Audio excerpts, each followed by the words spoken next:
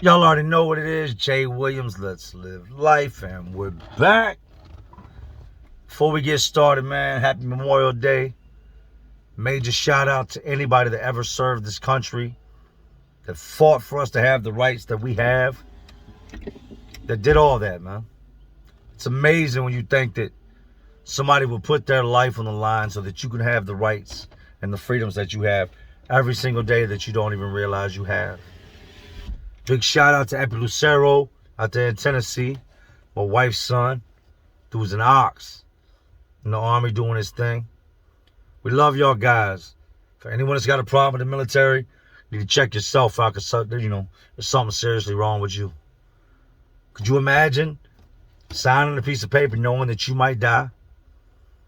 Could you imagine boarding a plane with a bunch of other guys with their backpacks on, all their gear on, headed somewhere where you know you're headed towards gunfire, and they volunteered? I do not think there is anything you could do greater in this world than to lay down your life for people you don't know. I just want to say thank each and every one of y'all for your service.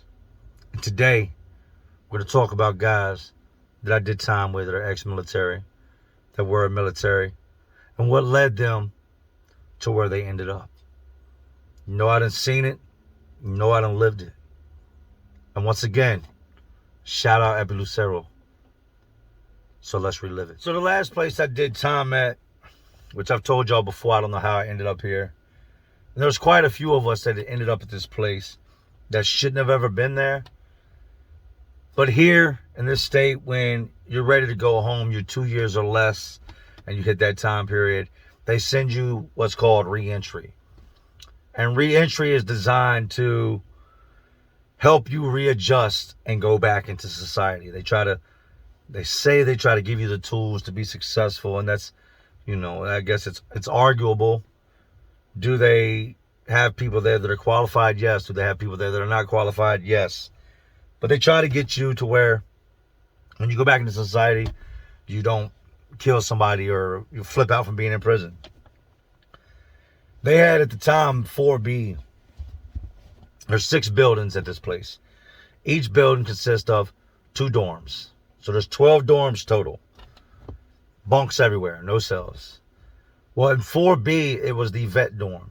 4B is where they sent guys that had served our country, military, army, you name it, and they were in there. And these guys ranged from, I've met guys that were as young as 20 years old all the way up until their 60s that were in 4B.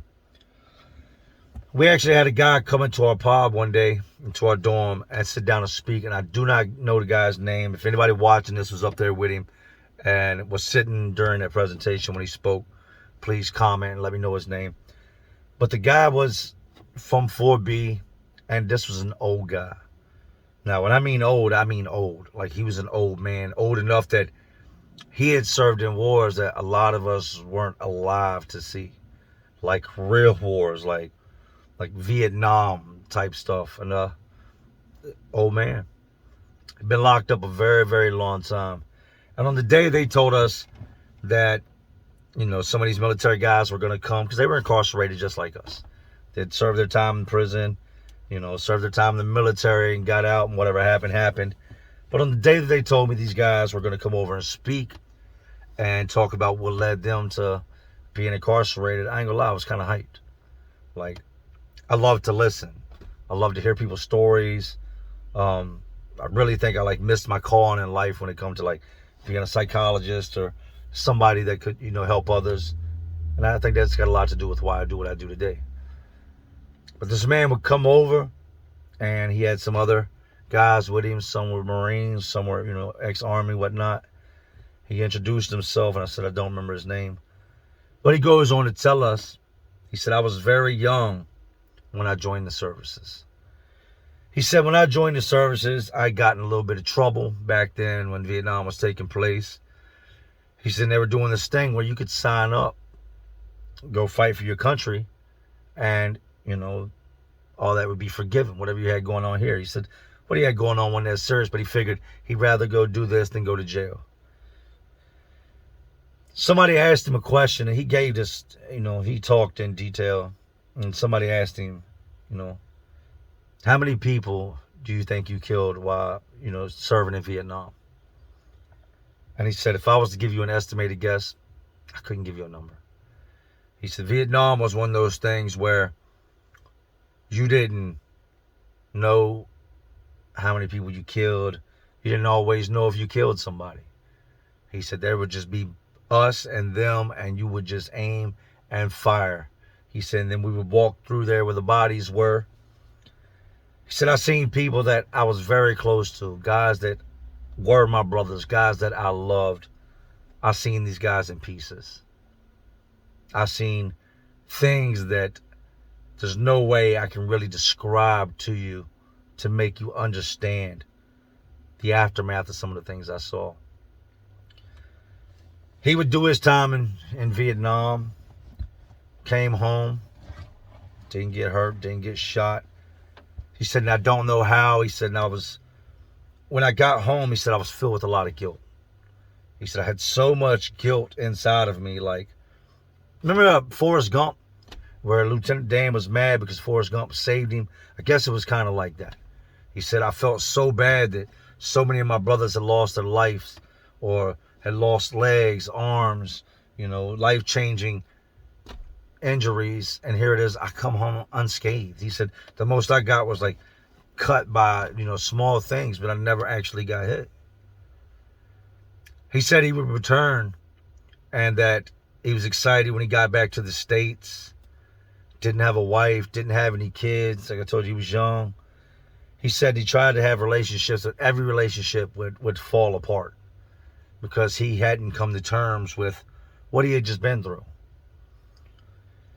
Said anytime that he got to arguing with somebody or the smallest altercation, his blood pressure would go through the roof because he no longer knew how to argue or have a confrontation without trying to take somebody's head off. Said next came the nightmares. Said next, he said it wasn't just while he was asleep.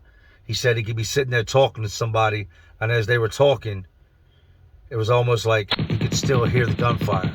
He said it was almost like as somebody would be having a normal conversation with him, he would be flashing back, seeing images of things he had seen over there.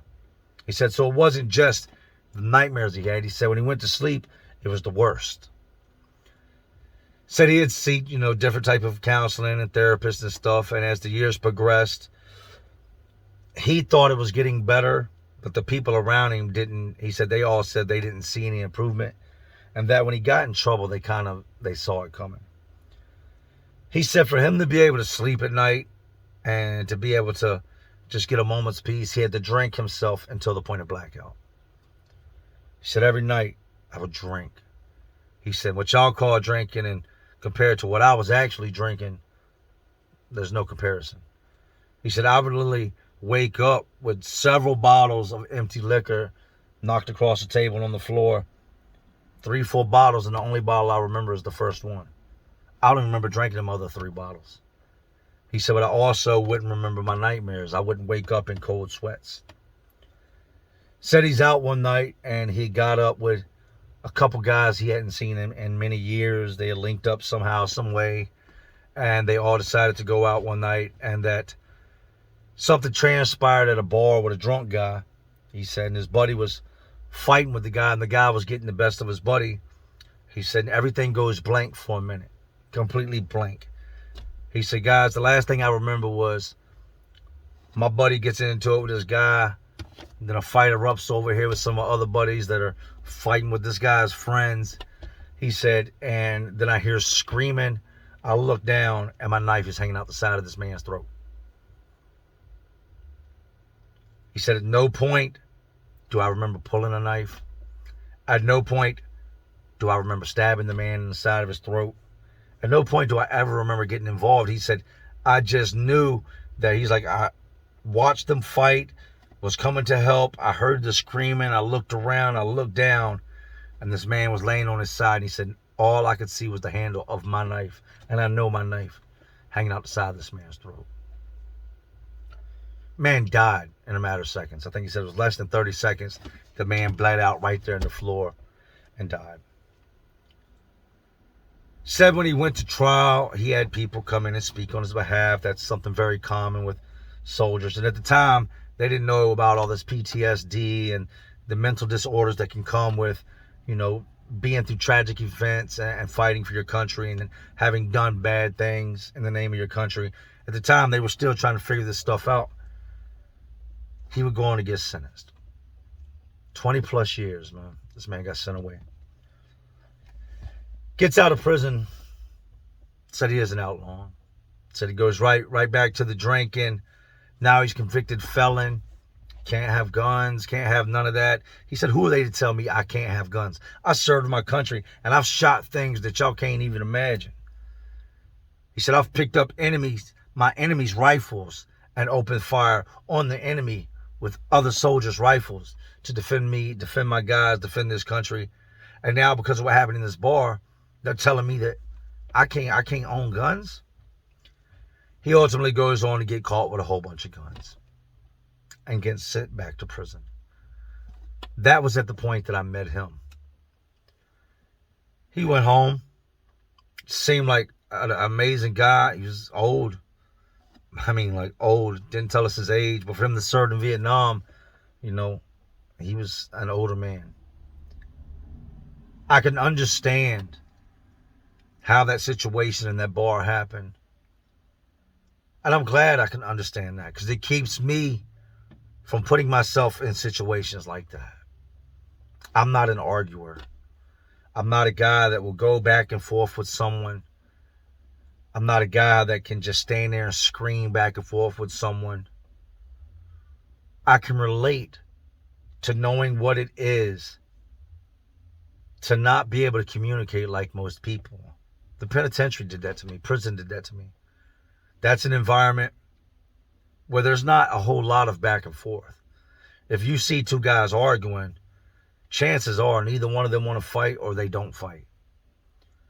I could argue at one point until somebody punched me in my face and taught me a valuable lesson that the guy standing there running his mouth, or the guy that talks the most, or the guy that's always doing this, is usually the guy that gets his ass kicked. He told us that story and all I could think about was the guy laying there. And he did such a good job at explaining and helping us relive what he had been through. But it just goes to show you that the things you go through in life aren't just things that you go through in life. They're things that make you who you are and that can transfer into this everyday world. I hope that he got out. If you're watching this, I hope that once you got out, you stayed safe and you stayed out of trouble. And I salute you for your service. The next story I'm going to tell y'all is on a guy named Jimmy. I knew Jimmy as a teenager. I wasn't locked up. Wasn't in prison. Didn't meet Jimmy nowhere like that. I used to go to this trailer park called Shady Hill. And there was a man that lived all the way in the back that was in a wheelchair named Jimmy. Jimmy also served in the Vietnam War. And when I went in Jimmy's house, Jimmy's trailer, it was war memorabilia everywhere. POW flags, just American flags, like rifles with bayonets on them, different knives. Jimmy actually had a hand grenade, one of these old, and I held it, heavy ass hand grenades. He said it didn't work. He said there was nothing in it. There was no pin in it, but he had it just sitting on top of the table in the center of his, his kitchen. That it always used to sit there. Jimmy was a cool ass dude. And the reason I would go see Jimmy is Jimmy bought weed from me. Jimmy smoked a lot of weed. Jimmy was also known to sell his pills. Jimmy had a lot of pills. But Jimmy was in a wheelchair, and at the time when I met Jimmy, Jimmy had one leg. I could say, yeah, Jimmy was a friend.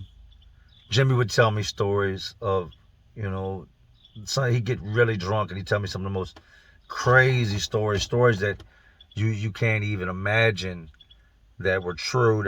He told me a story of how one night Him and his guys were, I guess, hunkered down for the night and, posted up where they were going to be, and that they heard these noises going through the woods, going through the bushes, and that they immediately thought that it was soldiers, and that they had been backpacking for days.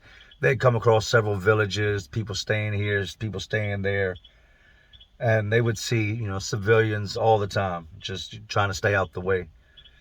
He said for him and his platoon, they're hunkered down for the night, and they start hearing all these noises, and they can hear foreign voices going through the woods, and that they automatically think that what they're hearing is the enemy.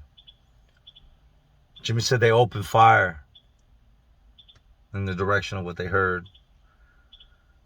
Didn't hear any more voices. He said, no, I'm saying we opened fire, like we didn't open fire, just pop off a couple shots. He said, no, we completely just leveled everything that came from that direction. They went over there to investigate what was going on, and it was just villagers. It was people that had chose to try to travel from one village in the middle of the night to somewhere, I guess, different, or they were trying to get away from this part of what was going on to get here, and they chose to do it at nighttime so that they wouldn't be seen, and they were moving through the jungle, the woods, whatever, and Jimmy and them heard them, and they opened fire.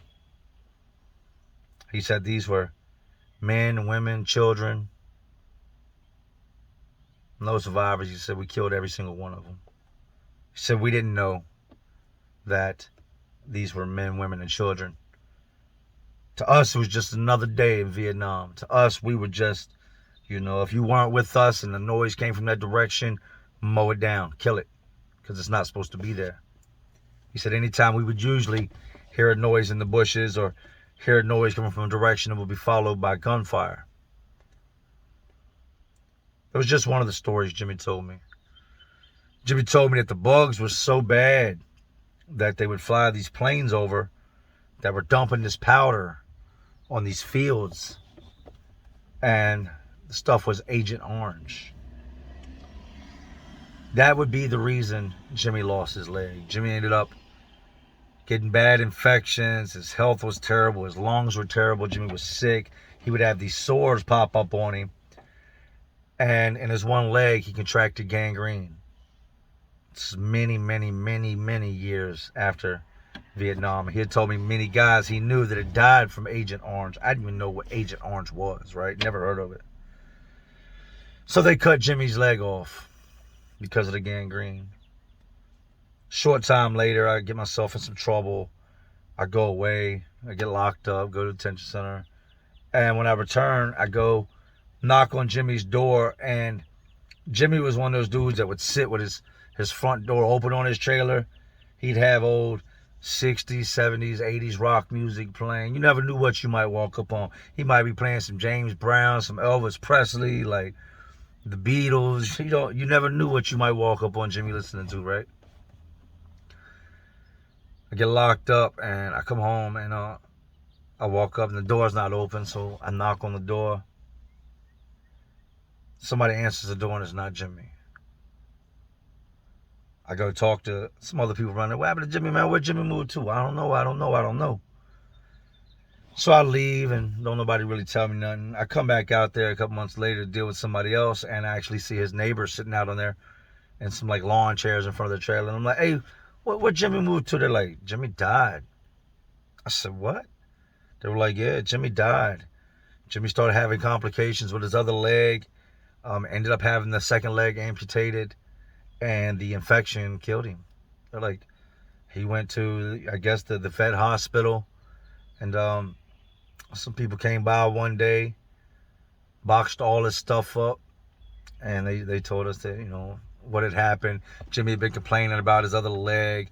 He was getting sores from being in the chair, and ultimately the gangrene set in. All this stemmed from Agent Orange, which is just stuff that was supposed to help the soldiers, and it ultimately took his life. Jimmy went to war, fought for each and every one of y'all that are Americans that are here today, fought for y'all's lives, only to come back and live to be much, much older, and then still lose his life. He just didn't lose it on the battlefield, but he brought back something from battle that took him up out of here, man. Jimmy was a cool dude. Anybody remembers Jimmy, man? Jimmy was just a cool old head, man. He had some of the best stories.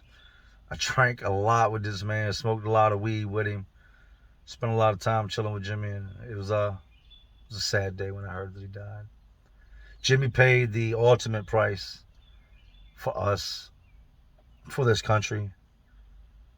Came all the way back, made it all these years, only to be taken out by something that was supposed to help the soldiers while they were over there. I've been in situations where I damn near lost my life, tried to take somebody else's life, damn near took their life.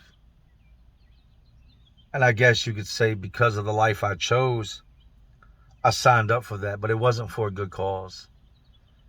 It wasn't nothing like what our military does for us day in and day out. And people say, well, they chose to do that. You're right, they did. Do you have enough courage? Could you do that? Could you run towards gunfire voluntarily? Could you sign up for a piece of paper, leave everybody you know and love behind, and leave knowing that you might not ever come home? I'm going to jump out of here on that note. And once again, big salute to all of our military branches, all of our men and women that are currently serving our country, that lost their lives for this country, that have ever served our country. Thank you. Because of you guys, you women, the ones that aren't here, we live in the greatest country in the world. And that is because of those that have fought for us, those that continue to fight for us. And I salute each and every one of you. Anyways, jails, detention centers, prisons, facilities, these wars. There's crazier worlds inside of this already crazy world we live in. And y'all know what I'm doing. I'm just trying to keep y'all entertained. Are you not entertained? And as always, this is Jay Williams. Let's live life. To all my real ones, and there are some real ones watching because you're still watching me. Y'all know how we do. Salute.